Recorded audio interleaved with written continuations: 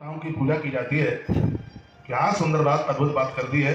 बुद्धिमान व्यक्ति संपत्ति की प्राप्ति के लिए सोमवार के दिन भगवान को पूजे। 7 दिनों की महिमा लिखी है, तो फिर तो आप छोड़ेंगे ही नहीं एक भी दिन। वर्णन किया गया जो सोमवार के दिन देवी देवताओं का पूजन करते हैं, भगवान महादेव की पूजा करते हैं, सपत्नी के सहित एक ब्राह्मण को घी से बना हुआ भोजन कराते हैं, उनके पास अटूट संपत्ति चल के आ जाती है, कर्जे हो जाता है। ऐसा लिखा है, काल्यादीन भौमवारे तु ये रोग प्रशांत ही मां समुद्रगाढ़ कान्य न ब्राह्मण शैव भोजे। जो मंगलवार के दिन ब्राह्मण को भोजन कराता है, मंगलवार के दिन, और अरहर की दाल और भात जमाता है, वर्णन किया गया है इससे मंगलवार को जमाने से रोगों की शांति हो जाती है। उसको दवाई वगाई लग नहीं रही है तो शिव महापुराण, और तो मैं तो श्लोक भी बोले देता हूँ आपको, विद्वेश्वर संहिता अध्याय नंबर 14 और श्लोक नंबर 30। विश्वास है तो ठीक है, और नहीं है तो श्लोक नंबर लिख लो। इसमें लिखा हुआ है, श्लोक बोले देता हूँ। वर्णन किया गया, कालिला दीन भौम बारे तो ये रोग प्रशांत है। काली माँ का पूजन करे मंगलवार के दिन, ब्राह्मण को बुलाए और मंगलवार के दिन उसको अरहर की दाल के सहित उसको भोजन कराए, दाल के सहित भोजन कराए, इससे रोगों की शांति हो जाएगी। और भगवान नारायण की विशेष पूजा करने से संतान की प्राप्ति होती है। वर्णन में मित्र मिलते हैं, पुत्र मिलता है, पत्नी मिलती है, तीनों चीजों के बारे में कहा गया। सौम्यावारे, बुधवार को सौम्यावार कहते हैं। सौम्यावारे यथा विष्णु दधिर्नेन यजेत भूदान। बुधवार के दिन दधी के साथ अन्न, पुत्र मित्र कल्प प्राणी पुष्टिर्भवति सर्वदा। मैं निवेदन करना चाहूंगा, घर में यदि मेहमान आते थे, अतिथि आते हैं, उनके भोजन में दही परोसा जाता है, इससे पत्नी मित्र और पुत्र तीनों से भागवत की कथा का हवन हो, चाहे दुर्गा मैया का हवन हो, उसमें खीर की आहुति डाली जाती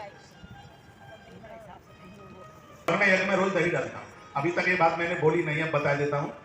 मैं नित्य डालता हूँ अपने यज्ञ में दही की आहुतियां डालता हूँ। क्यों डालता हूँ? क्योंकि मेरा परकर कभी मुझे छोड़ करके न जाए, इसलिए आप कभी मुझसे दूर न जाए। मेरा ऐसा स्वभाव न बने लड़ाकू कि मेरे लोग मुझसे दूर चले जाए। दधी की आहुतियां मित्रता के इस व्यवहार को बहुत दृढ़ करता, बहुत मजबूत करता। तो जुड़ करके रहते हैं, लोग तुमसे कभी दूर नहीं जाएंगे। परिवार 100 बातों की बात एक बात मैं कह दूं, इससे परिवार बिखरेगा।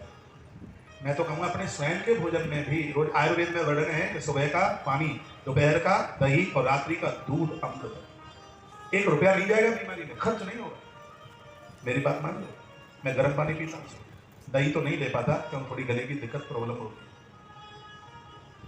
कंठ का बड़ा ध्यान रखना पड़ता। सुबह जल, दोपहर में दही, रात्रि के समय में एक उपवीत कहते हैं जनेऊ को, वस्त्रेण जनेऊ और वस्त्र क्षीर राज्य, क्षीर कहते हैं दूध को, दूध की खीर, घी जोत में, वस्त्र दान में, ये करने लंबी आयु हो जाएगी। भोगातम भृगुवारे तु यजेत देवानां समाहिता षड्सोपेत अन्नम च दध्यात् ब्राह्मण तृप्तये।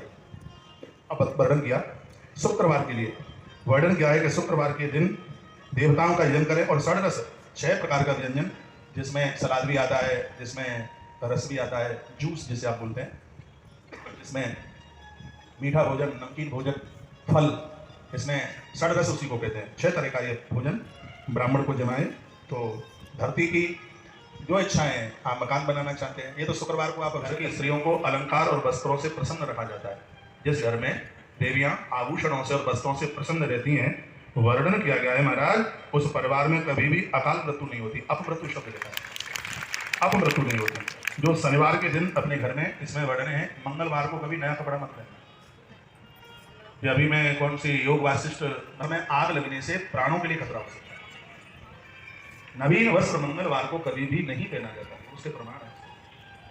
घर में कभी पत्नी को, बहन को, माँ को अलंकार आभूषण ला करके देने हैं, तो उसको शनिवार का दिन बड़ा विशेष बताया गया। वर्णन किया गया कि शनिवार के दिन ये सब चीजें आप देते हैं, तो इससे भी आरोग्यता मिलती है और अपमृत्यु, अकाल मृत्यु नहीं।